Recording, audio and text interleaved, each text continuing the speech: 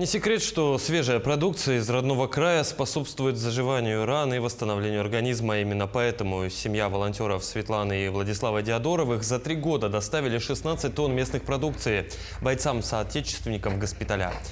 Доброе дело поддерживают жители разных районов. Например, сегодня семья волонтерам привезли из Намского района около 1,5 тонн мяса, говядины и жеребятины. А до этого партию сырья, в том числе рыбы, отправили из Среднеколымского и Верхоянского районов.